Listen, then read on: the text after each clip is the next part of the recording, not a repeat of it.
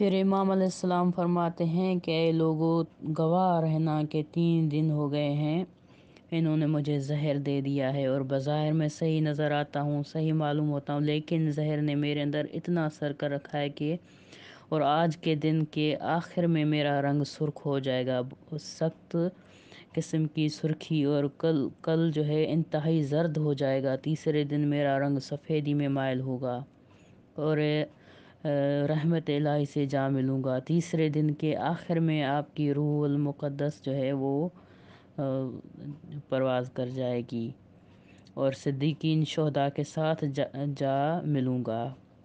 تو اس کے بعد جو ہے امام علیہ السلام کی جو ہے شہادت واقع ہو گئی۔